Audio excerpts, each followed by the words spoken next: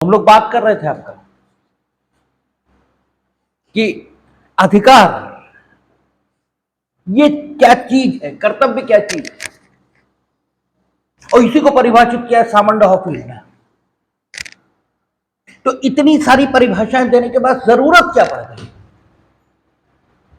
सबसे पहला प्रश्न यही खड़ा होता है कि जब इतनी बातें आ गई कि अधिकार एक दावा है, कुछ लोगों ने कहा अधिकार एक क्षमता है, कर्तव्य के बारे में आ गए कि यह बंधन है, फिर यह आ गया कि जो दूसरे के निहित अधिकारों के संबंध में किसी को कुछ करने या न करने के लिए विवश ये कर दिया जाए कानून के माध्यम से, तो कर्तव्य ये उत्पन्न हो जाता है। जब ये सारी बातें आ गई तो आखिर सामंड, हॉफील्ड, इन लोगों ने नई बात क्या की? क्यों जरूरत पड़ गई इन सारी बातों की जो हॉफील्ड और सामंड इन्होंने की है? तो जरूरत इसलिए पड़ी है क्योंकि अधिकार जिस रूप में समझा जाता है उस रूप में अधिकार से जो कुछ मिलता है वो सब कुछ अभिव्यक्त नहीं हो रहा है। अधिकार संकल्पना, इसका उपयोग जब हम कानून में कर रहे थे, संकल्पना हमने बार बार कहा कि जब एक वस्तु जो कि मूर्त भी हो सकती है, अमूर्त भी हो सकती है, उसके गुणों का अध्ययन करके उसकी विशेषताओं को, ठीक है, एक वर्ग में समायोजित ये कर दिया जाता है और उस वर्ग को एक विशिष्ट नाम ये दे दिया जाता है, तो वो नाम जैसे उच्चारित किया जाता है वैसे वो विशेषताएं जो उस वर्ग के वस्तुओं में पहले से निश्चित और पहचानी गई हैं, वे विशेषताएं आपके दिमाग में परावर्तित होनी शुरू हो जाती, वो रिफ्लेक्ट होनी शुरू हो जाती। कहा गया बूढ़ा, तो बूढ़ा ये नाम दिया गया है एक विशेष आयु वर्ग के लोगों को, उनकी कुछ विशेषताएं ये चिन्हित की गई हैं कि जिस वर्ग के लोगों को बूढ़ा नाम दिया जाएगा उस वर्ग के लोगों में ये विशेषताएं पाई जाएंगी। तो हर बार जब आप बूढ़ा कहना चाहते हैं तो यह कहना अनावश्यक है कि ऐसा मानव प्राणी है जिसके बाल सफेद हो गए, यानी बूढ़े की समस्त विशेषताओं का चित्रण करते हुए मानव प्राणी, यह कहना अनावश्यक है। बस एक शब्द कह दिया बूढ़ा, और वे सारी विशेषताएं जो बूढ़े लोगों में सामान्य तौर पर पाई जाती हैं वे सारी की सारी आपके दिमाग में परावर्तित होनी शुरू हो गई। यही संकल्पना का उपयोग है और इस ढंग से विषय का अध्ययन सहज और सरल ये बन जाता है। इसलिए कहा जाता है कि संकल्पनाओं के माध्यम से विषय का अध्ययन यह किया जाता है और संकल्पनाएं विषयों की व्याख्या में उपयोगी हैं। संकल्पनाओं के माध्यम से विषय की व्याख्या यह आसानी से हो सकती है। तो अधिकार एक संकल्पना है क्योंकि वे तथ्य जो अधिकार किसी को होने की दशा में व्यक्ति को उपलब्ध होते हैं, उन तथ्यों की कुछ विशेषताएं हैं कि वे तथ्य क्या है, क्षमता व्यक्ति में ये पैदा करते हैं। लेकिन सिर्फ क्षमता पैदा करते हैं ऐसा कहना ठीक नहीं है, क्योंकि जब समाज में हम विभिन्न स्थितियों को देखते हैं तो उन स्थितियों में व्यक्ति को अधिकार है ये कहा जाता है, लेकिन इनफैक्ट उसमें कोई क्षमता हो कि वो दूसरे को विवश कर सके कुछ करने के लिए अपने लिए, ये कई बार नहीं होगा। जो संसद का विशेषाधिकार है कि उसके हाउसेस में कोई, ठीक है, हिस्सा ये नहीं ले सकता, ठीक है, तो हिस्सा नहीं ले सकता तो प्रत्येक व्यक्ति कर्तव्य के अधीन है हिस्सा न लेने के लिए। ये कहिए तो बात कुछ ठीक ठीक सी नहीं लगती, बल्कि यह कहा जाए कि प्रत्येक व्यक्ति शक्तिहीन है संसद की कार्यवाही में हिस्सा लेने, ठीक है, यह बात कुछ ज्यादा करेक्ट ये दिखाई देती है। भाई संसद का विशेषाधिकार है कि उसके हाउसेस में कोई हिस्सा ये न ले, हाफिज न हो, अगर सामान्य न हो, तो आप क्या कहेंगे? संसद का यह अधिकार है, क्योंकि फिर अधिकार के अंतर्गत कुछ और हो सकता है। यह बात आपके ध्यान में ही नहीं होगी। हाफिज पहली बार आ रहे हैं जो उन तथ्य स्थितियों को पहचान रहे हैं, जो तथ्य स्थितियां अधिकार की जो परंपरागत परिभाषा है, उस परंपरागत परिभाषा से अधिकार को ज्यादा विस्तार ये दे रहे हैं। इसलिए हाफिज और सामंड का महत्व है। अधिकार की जो परंपरागत संकल्पना ये दी जा रही है, चाहे वो ऑस्टिन हो, चाहे वो हॉलैंड हो, पुख्ता हो, इयरिंग हो, कोई हो, अभी तक जो अधिकार की संकल्पना, अधिकार का कॉन्सेप्शन ये आपके ध्यान में आया है, वो इस रूप में आया है कि अधिकार एक क्षमता है जो दूसरों को कुछ करने या न करने के लिए कर्तव्य के अधीन कर देती है। अभी तक आपने अधिकार कर्तव्य सहवर्ती रूप, सहवर्ती मीनिंग दे भाई आपने अधिकार है तो दूसरे में कर्तव्य होगा, इस रूप में अधिकार को देखा है। जबकि समाज की सामाजिक दशाओं का जब अध्ययन किया जाता है तो हमें दिखाई यह देता है कि अधिकार इससे भिन्न रूप में भी समाज में मौजूद है। और फिर अधिकार जो भिन्न रूप में समाज में मौजूद है, उसको न तो आप ठीक से कह पा रहे हैं, न आप उसको ठीक से समझ पा रहे हैं, और न उसके आधार पर उठने वाली समस्याओं का ठीक, जब आपको समझ ही ठीक नहीं, आप कहीं ठीक नहीं रहे, तो समस्या का समाधान ये कैसे ठीक से हो? तो जो तथ्य स्थितियां हैं वे इसकी मांग करती हैं कि अधिकार कर्तव्य के परंपरागत स्वरूप से अलग हटकर समाज में जिस रूप में मौजूद है उसको भी देखा जाए, उसको भी पहचाना जाए और उसको भी एक नाम ये दिया जाए। इसलिए हाफिज और सामंड का जो योगदान है वो योगदान ये है कि उन्होंने अधिकार की जो न्यूनतम व्याख्या हो सकती थी कर्तव्य के सहवर्ती के स्वरूप में, उस अधिकार की विस्तृततम व्याख्या, जितनी व्याख्या संभव थी उसको करने का प्रयास ये किया। उन्होंने ये बताया कि हमेशा जब किसी को अधिकार होगा तो सहवर्ती के रूप में कर्तव्य मौजूद हो, ये संभव नहीं है। अगर हाफिज न हो तो जरा कल्पना करिए, जब अनुच्छेद 131 भारत का संविधान इसके अंतर्गत, ठीक है, आपका state of Karnataka versus union of India, state of Rajasthan versus union of India, ये मुकदमे गए, तो केंद्र का तो कहना यही है कि मेरा हक है अनुच्छेद 355 के अंतर्गत कि हम ये सुनिश्चित करें कि प्रत्येक राज्य संवैधानिक प्रावधानों के मुताबिक चले। और संवैधानिक प्रावधानों के मुताबिक चले मीनिंग दरबार ये नहीं कि सिर्फ संविधान के मुताबिक चले, जैसे केजरीवाल मांग कर रहा है कि चूंकि संविधान में लिखा नहीं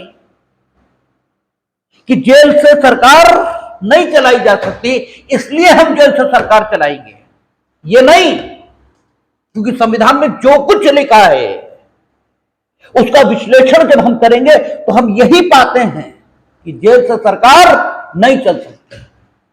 केंद्र का कहना यह है, केंद्र सरकार का कहना यह है, किसमें? स्टेट ऑफ कर्नाटका और state of Rajasthan versus union of India, कि मेरा यह दायित्व है कि हम सुनिश्चित करें कि सभी राज्यों की सरकारें संविधान के मुताबिक, यानी कॉन्स्टिट्यूशनल स्पिरिट, संवैधानिक भावना, इसके मुताबिक चले। और संवैधानिक भावना यह कहती है कि देश की या प्रदेश की सरकार ठीक है, जनता के द्वारा, ठीक है, चुनी जानी चाहिए। क्योंकि आप लोग चुनाव हार गए भाई, state of Rajasthan versus union of India, उसमें सवाल तो यही है कि आपातकाल के उपरांत चुनाव हुए, देश के स्तर पर कांग्रेस को बुरी तरह पराजय ये मिली है, स्टेट के लेवल पर उनकी सरकारें ये चल रही हैं। केंद्रीय गृह मंत्री ने पत्र ये लिखा है कि कॉन्स्टिट्यूशनल स्पिरिट के मुताबिक आपको फ्रेश इलेक्शंस फेस करने चाहिए। कारण उसका यह है कि आप बहुमत, ये जनता का समर्थन खो चुके हैं। तो ये ठीक है कि कॉन्स्टिट्यूशन में ये लिखा है कि 5 वर्ष तक आपको शासन करने का हक ये होगा, 5 वर्ष तक आपको शासन करने का अधिकार ये होगा एक बार चुने जाने के बाद। लेकिन 5 वर्ष तक शासन करने का अधिकार आपको तब होगा जब जनता का समर्थन आपके साथ 5 साल तक रहे। ये कॉन्स्टिट्यूशनल स्पिरिट है। और अगर जनता का समर्थन आपके साथ नहीं है 5 साल तक, तो आपको रिजिग्नेशन दे देना चाहिए। ये कॉन्स्टिट्यूशनल स्पिरिट के अकॉर्डिंग होगा। इसलिए आपको इस्तीफा देकर नए चुनाव राज्यों में कराने चाहिए। इस ढंग का पत्र केंद्रीय गृह मंत्री का राज्यों को गया है और राज्यों ने यह सवाल उठाया है कि क्या केंद्रीय स्तर पर होने वाले चुनाव, उनके आधार पर राज्यों को, ठीक है, 5 साल शासन करने का हक जो प्राप्त है कॉन्स्टिट्यूशनल, उसमें कोई कटौती ये की जा सकती है। और उनका कहना है ये मेरा विधिक अधिकार है, ठीक है, ये मेरा विधिक अधिकार है कि एक बार चुने जाने के बाद हमें 5 वर्ष तक अबाध और निर्बाध शासन करने का हक ये मिलना चाहिए। केंद्र का तर्क ये है कि मेरा अधिकार है कि हम ये सुनिश्चित करें कि प्रदेशों का शासन, देश की शासन व्यवस्था ये संवैधानिक प्रावधानों के अनुसार चले। अब अधिकार क्या है ये तय होना है। अगर हाफील्ड न हो तो सुप्रीम कोर्ट के सामने, अच्छा, सूट की मेंटेनेबिलिटी पर भी सवाल है कि क्या कोई विधिक अधिकार वायलेट हो रहा है, क्योंकि विधिक अधिकार संबंधी प्रश्न पैदा होगा तो अनुच्छेद 131 में माननीय उच्चतम न्यायालय के समक्ष मुकदमा ये प्रस्तुत किया जा सकेगा। और विधिक अधिकार किसके बीच पैदा होना चाहिए, केंद्र और राज्य, या 2 राज्यों के बीच, या एक और एक से अधिक राज्य और केंद्रों, या ठीक है, ऐसी स्थितियां हो तभी 131 में मुकदमा आएगा। अब सुप्रीम कोर्ट को तय करना है कि क्या अधिकार, इसका सहवर्ती कर्तव्य इसी रूप में अधिकार पाया जाता है या अधिकार किसी भिन्न स्वरूप में भी पाया जाता है, यह तय करना है। अगर अधिकार सहवर्ती कर्तव्य यही उत्पन्न करता है तो इसका मतलब कि अगर केंद्र में अधिकार है तो राज्य में सहवर्ती कर्तव्य है। तो केंद्र अगर कह रहा है तो आप कर्तव्य के अधीन है। अगर वो उनका अधिकार है कि कॉन्स्टिट्यूशनल स्पिरिट के मुताबिक देश की शासन व्यवस्था चले, ये वो सुनिश्चित करें, ये उनका अधिकार है, तो फिर आप में सहवर्ती कर्तव्य है। और वो कह रहे हैं तो इस्तीफा दीजिए। और अगर राज्य इसमें अधिकार है कि एक बार शासन के लिए चुने जाने के बाद 5 वर्ष तक इन्हें शासन करने का मौका यह मिलना चाहिए, तो फिर केंद्र को कोई हक नहीं है, क्योंकि फिर सहवर्ती कर्तव्य वहां पैदा हो रहा है। ठीक है, फिर तो सहवर्ती कर्तव्य कहां है, फिर उन्हें कुछ नहीं करना चाहिए। लेकिन फिर एक और सवाल पैदा होता है कि एक बार 5 वर्ष के लिए चुने जाने के बाद राज्य सरकारें कुछ भी करें तो केंद्र क्या कर्तव्य के अधीन है? अब ये समस्याएं पैदा हो रही हैं। इनमें अधिकार शब्द की व्याख्या होनी है कि क्या अधिकार को कर्तव्य के सहवर्ती इसी रूप में जाना जाए या किसी भिन्न रूप में भी जाना जा सकता है। दोनों बातें हैं, ठीक है। ये देखी जाएगी कि अधिकार यानी क्या। हम आपको एक आइडिया दे रहे हैं कि अधिकार सहवर्ती कर्तव्य इस रूप में है। अगर व्याख्याएं चलेंगी तो किस ढंग की समस्याएं पैदा हो सकती हैं। आप कहते हैं कि हमें व्यापार की स्वतंत्रता है, तो व्यापार की स्वतंत्रता इसका मतलब अगर अधिकार का सहवर्ती कर्तव्य ही होता है, इसके अलावा कुछ होता ही नहीं है समाज में, तो इसका मतलब यह हुआ कि आप में अधिकार है कि आप जिसके साथ चाहे व्यापार करें, तो सबका कर्तव्य है कि वे आपके इस अधिकार में कोई बाधा उत्पन्न न करें। आप हमसे व्यापार करना चाहते हैं, लेकिन हम आपसे व्यापार नहीं करना चाहते। अब इस सिचुएशन में भाई अधिकार इसका सहवर्ती कर्तव्य इसी रूप में अगर अधिकार होता है, तो इसका मतलब तो यह हुआ कि हम चाहे ना चाहें, अगर आप हमसे व्यापार करना चाहते हैं तो हमें आपसे व्यापार करना ही होगा, ठीक है ना। जबकि यह बात गले नहीं उतर रही है। जो कहते हैं इस बात को गले उतरना चाहिए, कहां उतर रही है? अरे भाई ये कैसे संभव है? मेरा भी तो अधिकार है। अरे भाई हमें भी तो स्वतंत्रता है, और स्वतंत्रता भी अधिकार होता है। यह अधिकार का एक स्वरूप स्वतंत्रता भी है, ये आप बताते नहीं। आप तो कहते हो अधिकार होता है, कर्तव्य होता है, बस। आपने अधिकार को स्वतंत्रता के रूप में तो व्याख्या उसकी की ही कहां? वो तो हाफील्ड और सामंड ये करेंगे। भाई स्वतंत्रता के रूप में भी अधिकार होता है, ये पहचाना किसने? ये पहचाना तो सामंड और हाफील्ड ने। सामंड और हाफील्ड, उनका महत्व क्या है, यही तो हम आपको समझाने की कोशिश करते हैं कि सामंड और हाफील्ड की जो महत्ता है, उनकी जो इंपॉर्टेंस है, वही है कि उन्होंने जो लीगल प्रॉब्लम्स हैं, इनकी सही समझ इसको विकसित करने में सहयोग और सहायता ये दी है। उनकी व्याख्या से सहायता मिली है लीगल समझ को विकसित करने में,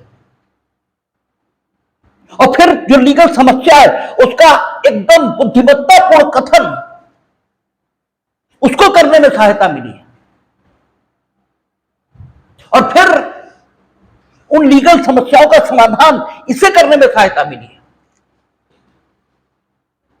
अगर सामंड और हाफील्ड न हो तो आपको अधिकार इसका सहवर्ती कर्तव्य होता है, सिर्फ यहीं तक सीमित रहेंगे। इससे आगे आपका दिमाग ये कहां जाएगा? और जब इससे आगे आपका दिमाग ही नहीं जाएगा तो समाज में अधिकार जब स्वतंत्रता की सूरत में दिखाई देगा, जिसे सामंड स्वतंत्रता कहेगा और हाफील्ड जिसे विशेषाधिकार कहेंगे। हाफील्ड ने सामंड की स्वतंत्रता को विशेषाधिकार कहा है। तो जब समाज में अधिकार इस स्वरूप का दिखाई देगा तो आपको उसे समझने में दिक्कत भले ही ना हो, लेकिन उसे कहने में दिक्कत बहुत आएगी। आप सोचो, सामंड और हाफील्ड नहीं आए, अधिकार किस रूप में दिखाई दे रहा है? स्वतंत्रता के रूप में। अधिकार यह कह रहा है कि आपको स्वतंत्रता है यानी विशेषाधिकार है, हाफिल्ड की भाषा में, और सामंत की भाषा में क्या है? स्वतंत्रता, कि आप चाहें जिससे व्यवहार करो।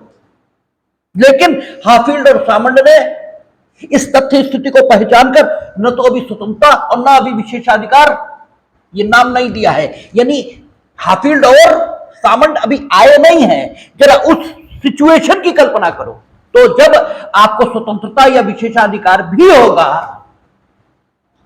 तब भी आप कहेंगे क्या? आपकी समझ में भले ये रहे कि भाई ये जो तथ्य स्थिति है ये कम से कम सहवर्ती कर्तव्य दूसरों में उत्पन्न करे, इसे कहना ठीक नहीं है, लेकिन आपके पास शब्द ही कहां है कहने के लिए? भाई आपके पास शब्द कहां है, भाषा कहां है आपके पास? इस तथ्य स्थिति को पहचान कर इस वर्ग में आने वाली तथ्य स्थितियों के लिए कोई विशेष नाम ये कहां दिया गया है? वो तो सामंत और हाफिल्ड दे रहे हैं, यही तो उनका मूल्य है, यही तो उनकी ठीक है इंपॉर्टेंस है, इसीलिए तो उन्हें पढ़ा जा रहा है, इसीलिए तो उनका ठीक है कि आदमी, अरे भाई दुनिया में चीजें तो सब मौजूद थी। फिजिक्स के प्रिंसिपल क्या ये दुनिया में हमेशा नहीं थे? ये तो हमेशा से थे, लेकिन जिसने उन्हें पहचाना मैं तो उसका है। भाई गुरुत्वाकर्षण प्रिंसिपल ऑफ ग्रेविटी ये ऐसा थोड़ा ना न्यूटन के साथ पैदा हुआ, ऐसा तो है नहीं। लेकिन न्यूटन महान क्यों है? वो इसलिए महान है क्योंकि वो जाग रहा है और आप जागते दिख रहे हो, इनफैक्ट आप सो रहे हो, क्योंकि तत्व में जागते हुए लोग व्यक्ति को चीजें दिखाई देती हैं, जबकि ये गुण आप में नहीं दिखता। चीज नीचे जा रही है लेकिन देखकर भी आपके मन में कोई सवाल पैदा नहीं होता। तो ये क्यों मान लिया जाए कि तत्व में आपको दिख रहा है कि चीज नीचे जा रही है? क्यों माना जाए? ये तो न्यूटन के साथ ही माना जा सकता है कि उसे दिखा चीज नीचे जा रही, तब उसके मन में सवाल पैदा हुआ क्यों जा रही है, ऊपर क्यों नहीं चली गई? और फिर उसने प्रिंसिपल ऑफ ग्रेविटी कारण के रूप में पहचानी। वो महान इसीलिए है कि जो मौजूद है उसे वो देख पा रहा है, और जो मौजूद है उसे वो देख पा रहा, इसलिए वो जागता हुआ है।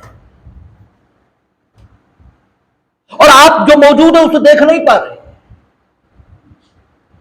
और देख न पाने के कारण आप उस तथ्य स्थिति के लिए किसी शब्द की खोज ये नहीं करते। और बस इसी कारण सामंत या हाफिल्ड के सामने आपकी कोई वैल्यू वकत नहीं है। सामंत हाफिल्ड उससे पहले के जो विचारक हैं उन्होंने भी इस तथ्य स्थिति को देखा है। स्वतंत्रता ये विशेषाधिकार के स्वरूप में जब अधिकार पाया गया है तो उनके मन में यह प्रश्न होना चाहिए था ना कि यहां अधिकार सहवर्ती के रूप में कर्तव्य उत्पन्न नहीं कर रहा है,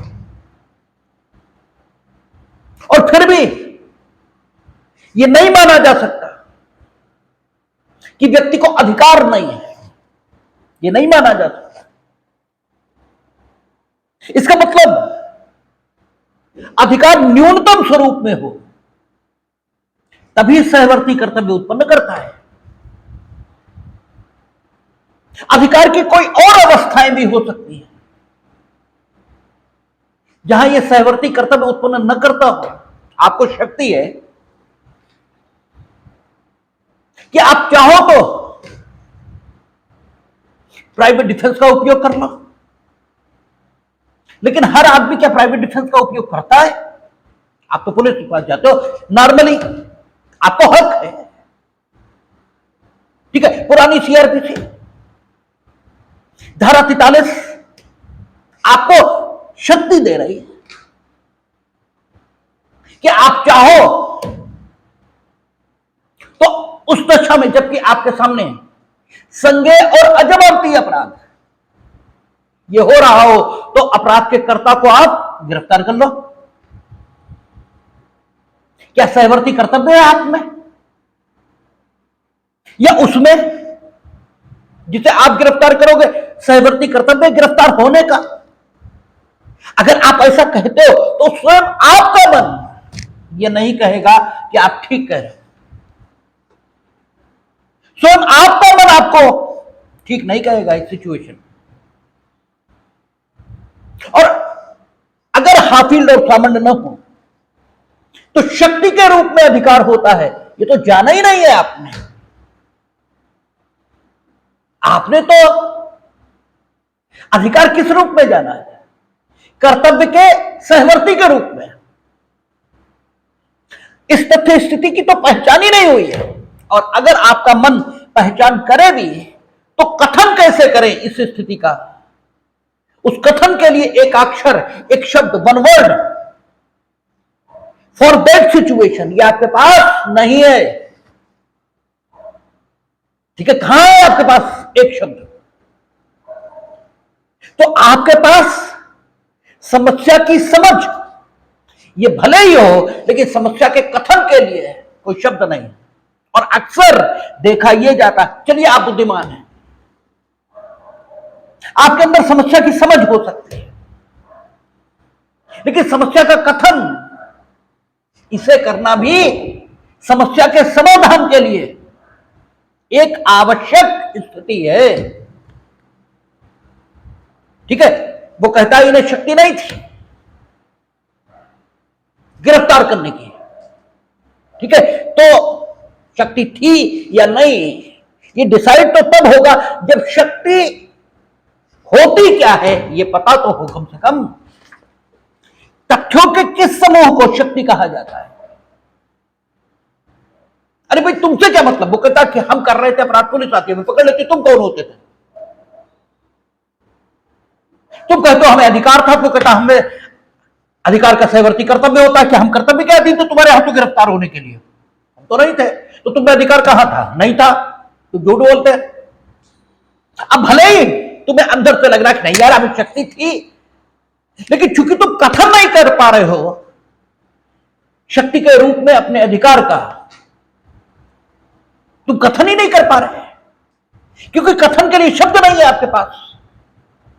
भाषा का ठीक है महत्व क्या हो सकता है व्यक्ति के जीवन में, इससे आपको यह भी पता लगता है।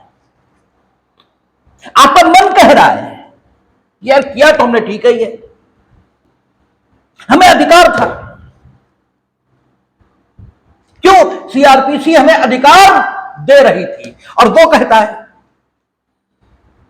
कि अधिकार का सहवर्ती तो कर्तव्य होता है। तो क्या हम में कर्तव्य था तुम्हारे हाथों गिरफ्तार होने का? अब तुम्हारा मुंह बंद है। अब तुम मन मन समझ रहे हो कि यार ये कौन बात हुई, लेकिन वो आप कहते ना जैसे आपसी बातचीत में यार ये तो कोई बात ही नहीं हुई।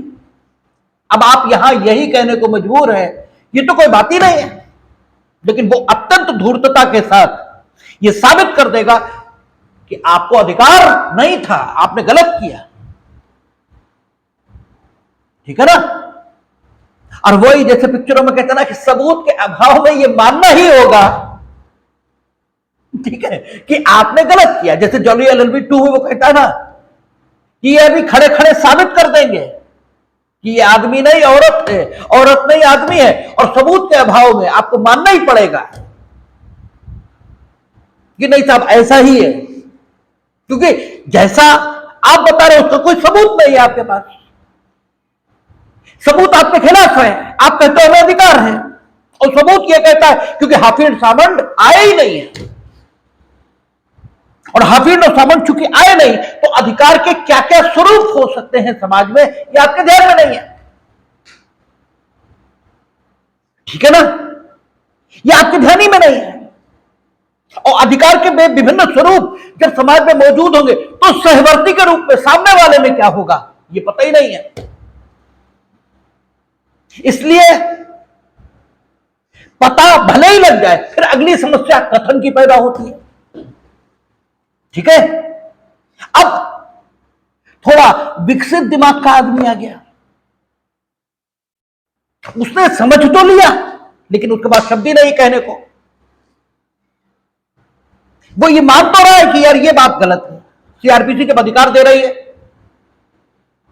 कि संज्ञेय और अजमानती अपराध किसी प्राइवेट व्यक्ति के उपस्थिति में होने की दशा में उसे अधिकार होगा कि वो गिरफ्तार कर ले, तो उसने किया तो गलत क्या किया वो, लेकिन तर्क दे रहा है कि अधिकार का सहवर्ती कर्तव्य होता है, तो क्या हमें कर्तव्य है? अब कोई ये आदमी जस्टिफाइड होगा ना, अब इसके पास शब्द ही नहीं होगा। ये और जस्टिफाइड आदमी जब तक उसके पास शब्द ना हो अपने को अभिव्यक्त करने के, तब तक वो फालतू में कुछ नहीं कह सकता। अब इस जस्टिफाइड आदमी को सबूत के अभाव में यह मानना ही होगा कि नहीं भाई इसमें कर्तव्य तो नहीं था कम से कम इनके यहां तो गिरफ्तार होने का, और जब कर्तव्य नहीं था इसका मतलब इसने गलत किया। अब ये जस्टिफाइड आदमी भी गलत डिसाइड करने को मजबूर है। ठीक है ना, आप देखें कि सामंड और हाफील्ड कहां खड़े हैं, उनकी इंपॉर्टेंस क्या है, उनकी महत्ता क्या है, और जब वो चीज आप देखते हैं तब आपको समझ में आता है कि सहवर्ती के रूप में जो उन्होंने अधिकार की विस्तृत व्याख्या की, ठीक है ना, अधिकार की विस्तृत व्याख्या करके अधिकार के विभिन्न स्वरूप उन्होंने आइडेंटिफाई किए समाज में, और फिर उन विभिन्न स्वरूपों के सहवर्ती ये दिए। इससे लीगल प्रॉब्लम्स के, ठीक है, समाधान में कितनी सहायता मिली है, इससे उनका मूल्यांकन होता है। और जब तक आपको किसी बात की इंपॉर्टेंस समझ में नहीं आती तब तक वो बात, ठीक है, आपके दिमाग में नहीं उतरती, आपके दिमाग में नहीं बैठती। क्यों? क्योंकि दिमाग एक ऐसा ही उपकरण ईश्वर ने बनाया है जो सिर्फ सुंदर उसी को अपने में समेटता है, उसी को अपने में सहेजता है, बाकी सबको बाहर कर देता है। हमने आपसे व्यक्तिगत चर्चा में कई बार कहा, आप गाने सुनते यूं ही याद हो गए, आपने उनको याद नहीं किया लेकिन फिर भी याद हो गए, एक बार सुने और याद हो गए। किताब रोज पढ़ते हैं और याद नहीं होती, इसलिए याद नहीं होती क्योंकि आपने अपने दिमाग को कभी समझाया ही नहीं कि किताब में जो कुछ लिखा है ये उपयोगी है। आपको तो उसका उपयोग सिर्फ नंबर लाने तक ये दिखा है, वो समाज को चलाने के लिए उपयोगी है, इसलिए वो सुंदर है। ये विश्वास आपने अपने दिमाग को कभी नहीं दिलाया, और इसलिए दिमाग किताब को बाहर कर देता है, और गाना और सुंदर दृश्य ये आपके दिमाग पर ऐसे अंकित हो जाते हैं कि वर्षों बरस बीत जाते हैं, और उसके बाद भी उसकी स्मृति, उसकी याद धुंधली नहीं पड़ती। तो जब तक आप खूबसूरती विषयों की नहीं समझेंगे, ठीक है, महत्व क्या है सामंड और हाफील्ड का, ये अगर आपने अपने दिमाग को नहीं समझाया तो हाफील्ड और सामंड कभी याद रहने ही वाले नहीं है। और एक बार ये समझाया तो फिर कुछ भी भूलने लायक नहीं। हमें स्वतंत्रता है व्यापार करने की, तो दूसरे में कर्तव्य कैसे हो सकता है? ठीक है, क्योंकि उसका मन नहीं है हमारे साथ व्यापार करने का, और अगर अधिकार सहवर्ती कर्तव्य को ही उत्पन्न करेगा तो फिर उसका कर्तव्य है। ये गड़बड़ है, ये ठीक नहीं है। ठीक है, लेकिन ये ठीक नहीं है तो फिर ठीक क्या है, उसे कहना। और फिर जब उसने अपना मन न होने की दशा में, ठीक है, आपको अपने साथ व्यापार करने से रोका है, तब उसने आपके कर्तव्य का, वो आपके अधिकार का अतिलंघन और उल्लंघन किया है या नहीं, इसे डिसाइड करने में जज को बहुत आसानी हो जाएगी। ठीक है ना। अगर ये पता लग जाए कि अधिकार जब स्वतंत्रता की सूरत में होता है, अधिकार जब विशेषाधिकार की सूरत में होता है, क्योंकि हाफिज स्वतंत्रता को विशेषाधिकार कह देगा, तब दूसरे में सहवर्ती कर्तव्य नहीं होता, बल्कि कुछ और होता है। अगर यह बात पता लग जाए तो जज को यह डिसाइड करने में उन दशाओं में है जबकि स्वतंत्रता के या विशेषाधिकार के स्वरूप में अधिकार का धारक यह दावा करे कि उसके अधिकार का वायलेशन हुआ है, तब उसके अधिकार का वायलेशन वास्तव में हुआ या नहीं, इसको निर्णित करने में न्यायाधीश को आसानी होने वाली है। ठीक है ना। यही महत्व है किसका, हाफील्ड का और सामंड का। यही उनका विधिक योगदान है कि उन्होंने विधिक समस्याओं की समझ, उनका बुद्धिमत्तापूर्ण कथन, ठीक है, इसे करने में सहायता देकर व्यवहारिकता के धरातल पर, व्यवहारिक स्तर पर विधिक समस्याओं के समाधान में अपना योगदान यह दिया है। उन्होंने अधिकार को उसके परंपरागत स्वरूप, कर्तव्य के सहवर्ती, ठीक है, इससे अलग हटाकर अधिकारों की एक विशद और विस्तृत और नवीन व्याख्या यह प्रस्तुत की और अधिकार को जिसे अब तक क्षमता के रूप में परिभाषित किया जा रहा था, इसे लाभ के रूप में भी देखा। ये पहले लोग हैं जिन्होंने इस तथ्य की पहचान की कि अधिकार सिर्फ क्षमता के रूप में व्यक्ति के पास नहीं है कि वो इस क्षमता के आधार पर किसी को अपने लाभ के लिए कुछ करने या न करने के लिए मजबूर कर दे। सिर्फ इतना ही नहीं है, बल्कि कई बार यह होगा कि क्षमता अपने लाभ के लिए दूसरे को विवश करने के, ठीक है, स्थान पर यह जो दावा है या ये जो अधिकार है व्यक्ति को कुछ ऐसी स्थितियां प्रदान कर दे जो इसके लिए लाभदायक है और तदनुरूपी सहवर्ती कर्तव्य किसी में कुछ हो ही ना, ऐसी स्थितियां भी हो सकती हैं। यानी अधिकार विधिक लाभ के रूप में, विधिक क्षमता के रूप में, यह संकुचित अर्थ है अधिकार का। यानी व्यक्ति को अधिकार विधिक क्षमता के रूप में प्राप्त हो, इसके स्थान पर अधिकार व्यक्ति को विधिक लाभ के रूप में भी प्राप्त हो सकता है। यह बात सामंड और हाफील्ड इन्होंने पहचानी है। अधिकार की एक विस्तृत व्याख्या यह प्रस्तुत की है। सामंड यह कहता है एक अधिकार जब संकुचित अर्थ में समझा जाता है तब यह इसका सहवर्ती कर्तव्य होता है। ठीक है, जब अधिकार कैसे सहवर्ती कर्तव्य कब पैदा करता है, जब यह परंपरागत रूप में यानी क्षमता के रूप में आपको मिलता है।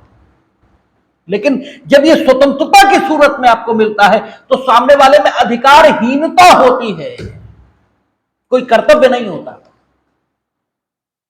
यानी वो आपके लाभ के लिए कुछ करने या न करने के बंधन के अधीन नहीं होता है, लेकिन उसमें अधिकारहीनता होती है। और ये अधिकारहीनता कैसी होती है कि स्वतंत्रता, जिसे हाफील्ड विशेषाधिकार कहेगा, ठीक है ना, उसके नाते आपको जो कुछ करने का हक मिला है उसमें किसी प्रकार का व्यवधान डालने की क्षमता ये इस व्यक्ति में नहीं होती। ये क्षमता, ठीक है, ये आपके कार्य में किसी प्रकार का व्यवधान न डालने के कर्तव्य के अधीन नहीं होता, कर्तव्य के अधीन नहीं होता, बल्कि इसमें, ठीक है, क्षमता का अभाव होता है। ये चाहे तो भी आपके अधिकार के प्रयोग जो कि स्वतंत्रता की सूरत का है, उसमें किसी प्रकार के व्यवधान को उत्पन्न कर ही नहीं पाएगा। जब आप कहते हैं वो कर्तव्य के अधीन है, तो इससे जो भाव निकलता है वो ये कि वो चाहे तो कर्तव्य के अधीन नहीं भी हो सकता है। ठीक है, जब आप कहते हो आप कर्तव्य के अधीन हो कि आप अमुक काम करो, इससे एक बात तो तय हो जाती है कि अमुक काम करने की क्षमता आप में है। ठीक है ना, अमुक काम करने की आप में क्षमता है, और चूंकि आप कर्तव्य के अधीन हो इसलिए आपको अमुक काम करना ही होगा। यह भाव इससे निकलता है। लेकिन अधिकारहीनता, इससे जो भाव आता है, ठीक है, इस शब्द से जो भाव समझ में आता है श्रोता के, वो भाव क्या है? वो भाव तो यह है कि ये चाहे तो अधिकार का जो भोक्ता है, अधिकार का जो उपभोक्ता है, उसके कार्य में व्यवधान डाल ही नहीं पाएगा। इससे भाव ये आता है, और ये ज्यादा शुद्ध भाव है, और ये ज्यादा शुद्ध भाव है। इसे समझने में हमें नहीं लगता कोई कठिनाई है। ठीक है, और जो लीगल समस्या है उसे हमें शुद्धतम स्वरूप में सामने रखना चाहिए। जब तक शुद्धतम स्वरूप में वो सामने नहीं आएगी, आएगी कैसे? अभिव्यक्ति के माध्यम से नहीं, शुद्धतम स्वरूप में हम उसका कथन कर पाए विधिक समस्या का। इसके लिए शब्दावली, उसका जो विकास कर रहा है, उसका महत्व तो कम नहीं है, उसका बड़ा महत्व है। ठीक है, तो जो स्वतंत्रता की सूरत, अब समस्या का समाधान हो गया। जो प्राइवेट पर्सन था, जिसे अपनी उपस्थिति में, ठीक है, किसी अजमानती अपराध किए जाने की दशा में किसी को गिरफ्तार करने का हक था, वो अगर आपको गिरफ्तार कर रहा था तो उसे विशेषाधिकार या स्वतंत्रता, क्योंकि विशेषाधिकार आप फील्ड कहेगा, स्वतंत्रता इस सूरत का अधिकार था। अधिकार आप आदतन कह रहे हो, ठीक है ना, आप आदतन ये कहते हो कि सीआरपीसी धारा 43 में अधिकार देती है, वास्तव में अधिकार नहीं देती, स्वतंत्रता या विशेषाधिकार देती है। ठीक है ना, अब ये आदतन आप अधिकार शब्द का प्रयोग कर रहे हैं, लेकिन आदतन अधिकार शब्द का प्रयोग कर देने से जो भ्रम पैदा हो सकता है, वो भ्रम यह पैदा हो सकता है कि तदनुरूपी सहवर्ती कर्तव्य किसी में है, और फिर वो अगर गड़बड़ पैदा करना शुरू कर दे तो भ्रम में पड़ सकता है मामला। लेकिन इस भ्रम का निवारण सामान्य ने कर दिया और कहा कि जब स्वतंत्रता के सूरत में अधिकार यह व्यक्ति को मिलता है, हाफिज ने कहा जब विशेषाधिकार की सूरत में व्यक्ति को मिलता है तो सामने वाले में अधिकारहीनता होती है। अधिकारहीनता होती अर्थात अगर आपने गिरफ्तारी का विरोध किया है तो गलत किया है, क्योंकि आप में अधिकारहीनता थी। अधिकारहीनता थी, आप कर्तव्य के अधीन नहीं थे, किसी कर्तव्य के अधीन नहीं थे, लेकिन आप विरोध फिर भी नहीं कर सकते थे। क्यों? क्योंकि आप में अधिकारहीनता थी। जब, और ये व्यक्ति का विधिक लाभ है कि उसे एक प्राइवेट पर्सन के तौर पर कानून ने विशेषाधिकार या स्वतंत्रता ये दे दी। ठीक है ना, शक्ति, ये भी विधिक लाभ है। अगर आप 18 वर्ष के हो गए तो आपको राइट टू वोट रहेगा। लेकिन क्या राजनीतिक दल को आपसे वोट पाने का, ठीक है, यानी क्या आप कर्तव्य के अधीन हैं? अगर मताधिकार है तो किसी में कर्तव्य होगा, फिर कर्तव्य किसमें है ये भी तो देखना पड़ेगा। क्योंकि हाफिज और सामान्य अगर ना हो तो शक्ति के रूप में अधिकार होता है, यह भी ध्यान में ही नहीं आएगा। भाई कहां आएगा ये ध्यान में? और शक्ति शर्तों पर मिलती है। 18 वर्ष के अगर आप हैं, भारत के नागरिक हैं, तो मिलेगा राइट टू वोट। ठीक है, अब जो पीपुल्स रिप्रेजेंटेशन एक्ट है, ठीक है, और भारत का संविधान दोनों को मिलाकर पढ़ेंगे तो कुछ विशेषताएं उभर कर सामने आती हैं। वो विशेषताएं जिसमें है वो वोटर हो सकता है, ठीक है, और वोटर होने के नाते उसे कुछ अधिकार मिल जाएंगे। वे अधिकार किस सूरत के होंगे? स्वतंत्रता की सूरत के, चाहे के उपयोग करिए चाहे ना करिए। लेकिन राइट टू वोट आपको शक्ति भी देगा, यानी शक्ति के स्वरूप में भी अधिकार होता है, और जब शक्ति के स्वरूप में अधिकार होगा तो फिर सहवर्ती स्वरूप में कर्तव्य ये नहीं होता, ठीक है। फिर सहवर्ती यानी अगर आपको शक्ति है कोई काम करने की, हमें शक्ति है कि हम आपकी मानहानि ये कर दें एज ए टीचर, तो आप मेरा कुछ नहीं कर पाएंगे, ठीक है ना। तो शक्ति इस रूप में हमें अधिकार मिला हुआ है, और जब शक्ति के स्वरूप में अधिकार मिला है तो आप में कर्तव्य ये कहना थोड़ा गले के नीचे नहीं उतर रहा है। शक्ति के स्वरूप में जब अधिकार मिलता है तब दूसरे में जो कुछ होता है वो कर्तव्य कम से कम नहीं हो सकता, वो कुछ भी हो वो कर्तव्य नहीं हो सकता। शक्ति के स्वरूप में जब अधिकार व्यक्ति को मिलता है तो दूसरे में जो कुछ दिखता है वो क्या होता है, ठीक है, आपका दायित्व। कहते हैं कि हमें ताकत है इसलिए हमने ऐसा कहा है, आपको करना होगा, ठीक है ना, इस शब्द का प्रयोग होता है। और जब आपके पास विकल्पहीनता की स्थिति हो तो विकल्पहीनता की दशा में, यानी एक सिचुएशन में आपके पास विकल्पहीनता है, जो कुछ आदेशित है वो आपको करना ही है, तो इस सिचुएशन का नाम ये होता है कि आप दायित्व के अधीन हैं, ठीक है। यह कहा जाता है कि इस सिचुएशन में कि आप कर्तव्य के अधीन है, यह नहीं कहा जाता, क्योंकि कर्तव्य में आपसे अपेक्षा है कि आप वैसा करो, ठीक है ना। लेकिन जब दायित्व की बात आती है तो अपेक्षा नहीं, फिर आप विवश हो वैसा करने को, ठीक है ना। तो शक्ति के स्वरूप में जब अधिकार मिलता है तो दूसरों में, तब दूसरों में कर्तव्य नहीं होता बल्कि दायित्व होता है, रिस्पॉन्सिबिलिटी होती है। इस चीज को सामंड ने पहचाना है, और आपसे प्री में, नेट में यही पूछा जाता है कि सामंड के मुताबिक अधिकार का सहवर्ती क्या है, कर्तव्य है। सामंड के मुताबिक स्वतंत्रता का सहवर्ती क्या है, अधिकारहीनता। सामंड के मुताबिक शक्ति का सहवर्ती क्या है, तो शक्ति का सहवर्ती दायित्व है। सहवर्ती का अर्थ जो दूसरों में होगा, जो दूसरों में होगा। आपसे यही पूछा जाता है कि अगर आप में उन्मुक्ति है,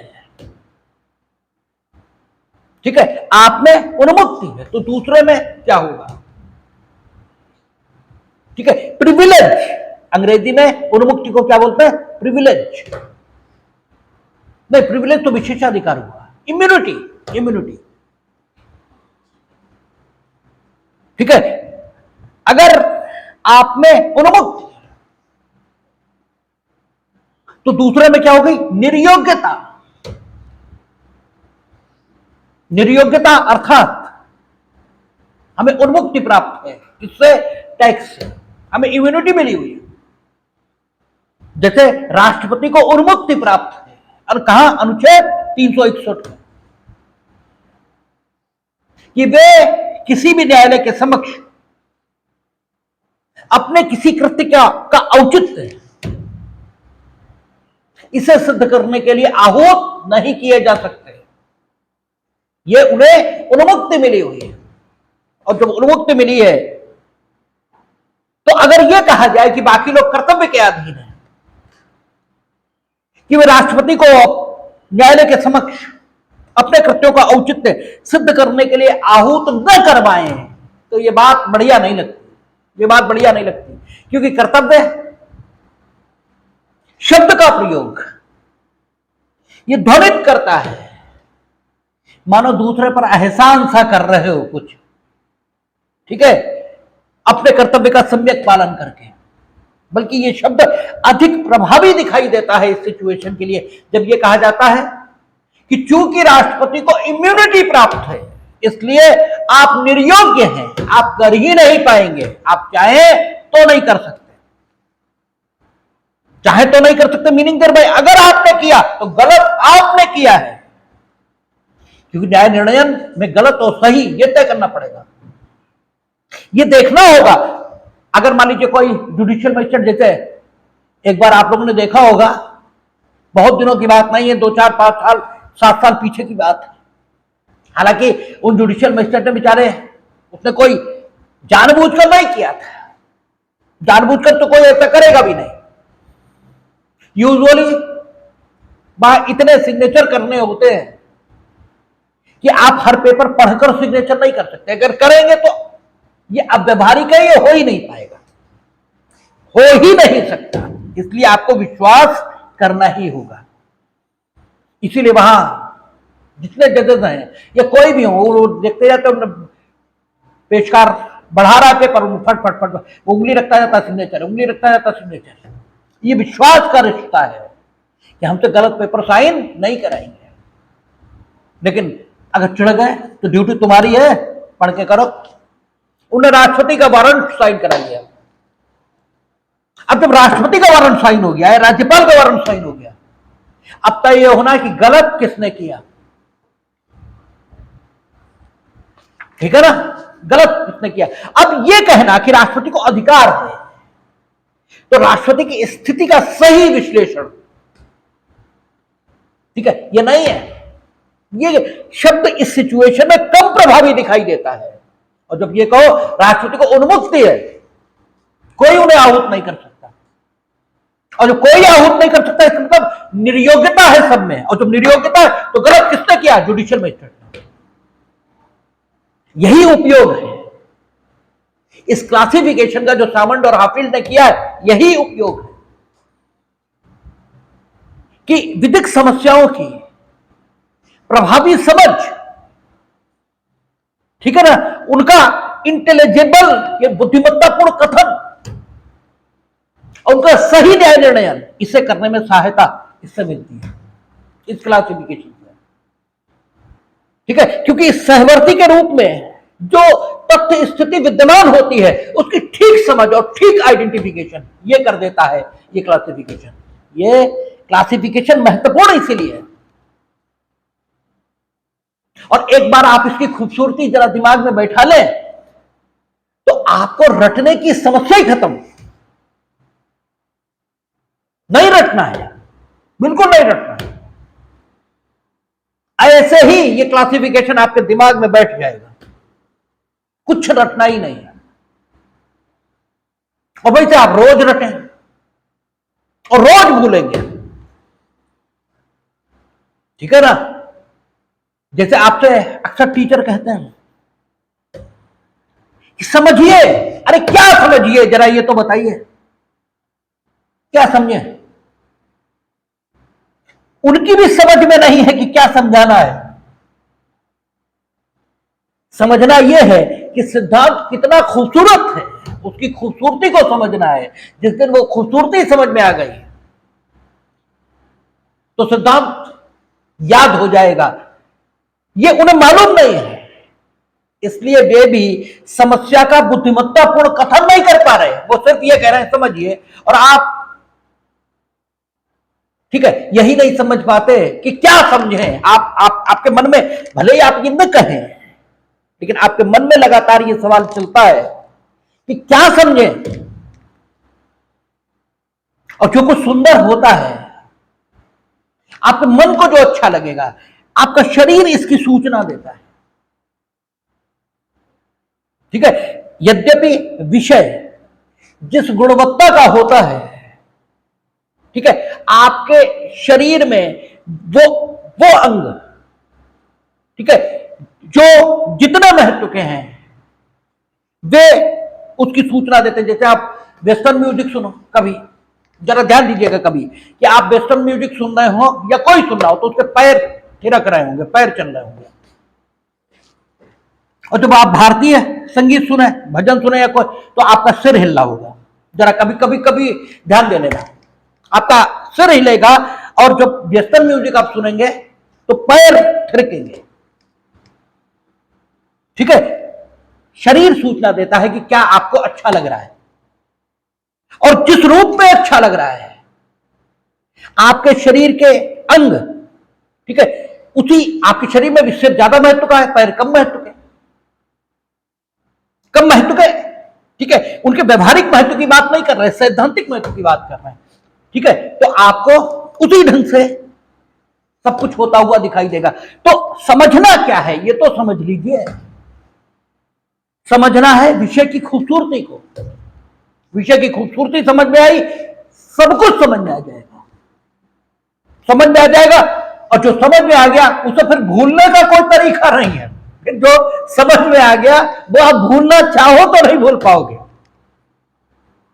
समझ में आने की ये अपनी विशेषता है। जो कुछ समझ में है वो तो समझ ही में है। अब तो समझ खो जाए तभी वो, ठीक है, विस्मृत हो सकता है, अन्यथा उसकी विस्मृति का तो कोई माध्यम ही नहीं है, कुछ हो ही नहीं सकता। इसलिए समझना ये इंपॉर्टेंट है, लेकिन क्या समझना ये उससे ज्यादा इंपॉर्टेंट है। विषय की खूबसूरती को समझना है। सामंत इस रूप में व्याख्या करता है। हाफिल्ड बस फर्क इतना करता है कि स्वतंत्रता को विशेषाधिकार कह देता है, सिर्फ इतना ही फर्क करता है। और सहवर्तियों में कोई परिवर्तन नहीं होता। वो भी कहता है कि अधिकार का सहवर्ती कर्तव्य है। पारंपरिक तौर पर संकुचित अर्थ में अधिकार का अर्थ, अधिकार का सहवर्ती कर्तव्य सामंत से एकदम मिला हुआ है। सामंत वो स्वतंत्रता कहता है, वो विशेषाधिकार कह देता है। उसके सहवर्ती के स्वरूप में दोनों अधिकारहीनता ये मानते हैं। ठीक है, तीसरा, दोनों ही शक्ति इस रूप में जब अधिकार को देखते हैं तो उसके सहवर्ती के तौर पर दायित्व ये पाते हैं, यानी दायित्व, दूसरों में दायित्व होगा। सहवर्ती मीनिंग देर भाई आप में ये है तो दूसरे में क्या होगा। ठीक है, अब इससे क्या फायदा होगा, जब कभी समस्या आप में और दूसरे में पैदा होगी तब यह देखा जाएगा कि अगर आप में शक्ति थी तो दूसरे में दायित्व था, और अगर उसने उस दायित्व को मान्यता नहीं दी तो गलत उसने किया, यानी न्याय निर्णय में सहायता मिली। सहवर्ती डिसाइड हो जाने से यह डिसाइड करने में न्यायाधीश को सहायता होती है कि दूसरे ने गलती की है या नहीं की है। और जब ड्यूरल अपोजिट ये भी डिसाइड हो जाए तो न्यायाधीश को इसमें सहायता होती है कि आपने गलती की है या नहीं। भाई डिस्प्यूट तो दोनों तरीके से चलेगा। वादी कहेगा प्रतिवादी ने गलती की है, प्रतिवादी कहेगा वादी ने गलती की है। तो न्यायाधीश को तो दोनों डिसाइड करनी है, ये गलत है या ये गलत है। तो हाफिल्ड चूंकि मॉडर्न आदमी है, सामंत के बाद हैं, तो हमने पहले भी कहा हमेशा कि शिष्य गुरु से हमेशा आगे होगा, क्योंकि जहां तक गुरु ने जाना वहां तक तो वो जानेगा ही, वो उससे आगे सोचेगा। तो इसलिए उसकी बुद्धि का विस्तार, उसकी क्षमताओं का विस्तार अधिक होगा बनिस्बत गुरु के। तो चूंकि हाफिल्ड मॉडर्न आदमी है इसलिए उन्होंने ड्यूरल अपोजिट इसकी संकल्पना भी दी, ताकि न्यायाधीश को यह तय करने में भी मदद मिले कि आखिर वादी में यह था तो प्रतिवादी में यह था, लेकिन प्रतिवादी का कहना वादी गलत मान कर रहा था, तो क्या वादी गलत मान कर रहा था, तो वादी में क्या था यह तय किया जाएगा। ठीक है, वादी में अगर यह है तो ड्यूरल अपोजिट यह तय करेगा कि वादी में फिर यह नहीं हो सकता, यह हो ही नहीं सकता। ठीक है ना, और जो नहीं हो सकता ये कहा जाए कि तुम में अगर ये है तो ये नहीं हो सकता, इसका मतलब ये है कि ये कहा जा रहा है कि अगर ये है, ये शब्दावली जिस तथ्य समूह के रूप के लिए प्रयोग की जा रही है, ठीक है, उससे बिल्कुल ठीक विपरीत तथ्य समूह आप में नहीं हो सकता। यानी अगर यह कहा जा रहा है कि जो खट्टा है वो मीठा नहीं हो सकता, इसका मतलब यह है कि खट्टा जीभ पर रखने पर जो अनुभव है, मीठा जीभ पर रखने पर वो अनुभव हो ही नहीं सकता। इसका मतलब अगर ये एक लाइन में कह दिया जाए कि मीठा खट्टे का सुतथ्यता विलोम है, तो एकदम ठीक बात कही जा रही है। जूरिस्प्रूडेंस का यही उपयोग है। जूरिस्प्रूडेंस आपकी बुद्धि को पैना कर देता है, चीज को एकदम ठीक शब्दों में कहना। आपके साथ दिक्कत यही है, आपके साथ नहीं, आपके साथ मीनिंग देर भाई समाज के लोगों के साथ दिक्कत यही है, वे अपने विचार को बिल्कुल ठीक शब्दों में रख ही नहीं पाते। जैसे वो 3 इडियट में कहता ना, अरे कहना क्या चाहते हो ये तो बताओ। अरे भाई सबसे पहले कहना क्या चाहते हो ये तो बताओ। जब तक यही नहीं क्लियर हो रहा क्या कहना चाहते हो, क्या करें। तो अगर मीठा है, इसका मतलब जो अनुभव आपको हो रहा है इसको मुंह में रखने पर, खट्टा अगर मुंह में रखेंगे, जिसे खट्टा कहा जाता है, तो आपको यह अनुभव हो ही नहीं सकता। यानी मीठा रखने पर जो अनुभव होता है वो सुतथ्यता विलोम है उस अनुभव के जो खट्टा रखने पर होता है। ठीक है, तो अगर यह कहा जा रहा है कि मेरा अधिकार है विशेषाधिकार की सूरत का कि हम टाउन हॉल के मैदान में जाएं, और हम टाउन हॉल के मैदान में गए और यह कहती है हमने गलत किया, तो चूंकि हमें विशेषाधिकार प्राप्त है और विशेषाधिकार का ज्यूरल अपोजिट कर्तव्य होता है। हाफिल्ड बताएंगे, ये हाफिल्ड बताएंगे ज्यूरल अपोजिट। ठीक है, विशेषाधिकार का ज्यूरल अपोजिट कर्तव्य, और ज्यूरल अपोजिट का मतलब यह हुआ कि जब हमें विशेषाधिकार है तो हमें कर्तव्य हो ही नहीं सकता। ठीक है, तो कर्तव्य क्या हुआ, सुतथ्यता विलोम उस विशेषाधिकार का। यानी विशेषाधिकार के नाते हमें क्या प्राप्त है, टाउन हॉल के मैदान में जाने की सुविधा, यह हमें विशेषाधिकार के रूप में प्राप्त है। इसका सुतथ्यता विलोम क्या हुआ, सुतथ्यता विलोम हुआ कि हम टाउन हॉल के मैदान में न जाएं, इससे हमें कोई रोक पाए, ये इसका सुतथ्यता विलोम हुआ। इसके मतलब ये बात तो मेरे में हो ही नहीं सकती। और तुम कहते हो कि इन्होंने बाहर जाकर गलती की, इसका तो गलत तुम कह रहे हो, हम नहीं, हमने कुछ गलत किया ही नहीं, क्योंकि हमें विशेषाधिकार था। तो ज्यूरल अपोजिट आ जाने से चीजों के ये फायदा हो रहा है। ठीक है, जिसमें अधिकार है संकुचित अर्थ में, उस अर्थ में जिसमें अधिकार का सहवर्ती कर्तव्य माना जाता है, तो उस अर्थ में अगर किसी में अधिकार है तो उसमें अधिकारहीनता हो ही नहीं सकती, क्योंकि अधिकारहीनता अधिकार की ज्यूरल अपोजिट है। जिसमें अधिकार है संकुचित अर्थ में, उसमें अधिकारहीनता नहीं हो सकती, क्योंकि ये ज्यूरल अपोजिट है, और दूसरों में हमेशा कर्तव्य होगा। ठीक है, जिसमें किसकी, सामान्य की भाषा में स्वतंत्रता और हाफिल्ड की भाषा में विशेषाधिकार है। ठीक है ना, उसमें आपका कर्तव्य हो ही नहीं सकता, उसमें कर्तव्य नहीं हो सकता, क्योंकि कर्तव्य ज्यूरल अपोजिट है। ठीक है ना, और अगर स्वतंत्रता या विशेषाधिकार होगी तो दूसरों में क्या होगा, अधिकारहीनता, दूसरों में अधिकारहीनता, यानी सहवर्ती अधिकारहीनता है। विशेषाधिकार या स्वतंत्रता का सहवर्ती अधिकारहीनता है, और ज्यूरल अपोजिट कर्तव्य है। यदि जिसे विशेषाधिकार या स्वतंत्रता प्राप्त है उसमें आपका कर्तव्य ये संभव नहीं, और अगर स्वतंत्रता या विशेषाधिकार होगी तो दूसरों में हमेशा क्या पाया जाएगा, ठीक है, आपका अधिकारहीनता। वे पाई जाएगी। अगर व्यक्ति में शक्ति है तो शक्ति का ड्यूरल अपोजिट दायित्व है। ड्यूरल अपोजिट यानी जिसमें शक्ति है उसमें दायित्व नहीं हो सकता। हमें अगर शक्ति है कुछ करने की तो हम वो करें, तो हम किसी दायित्व के अधीन थोड़े आएंगे। हम पे कोई ऑब्लिगेशन ये थोड़ी इंपोज किया जा सकेगा। तो शक्ति का ड्यूरल अपोजिट दायित्व है, और शक्ति का सहवर्ती नहीं, अच्छा, शक्ति का ड्यूरल अपोजिट निर्योग्यता है। सॉरी, शक्ति का ड्यूरल अपोजिट यानी अगर हमें ताकत है कुछ करने की तो आप में ताकत होगी, राष्ट्रपति में ताकत है, ठीक है, विधेयक को कानूनी मान्यता देने की, तो निर्योग्यता उनमें थोड़ी हो सकती, वो कानूनी मान्यता देंगे ही देंगे।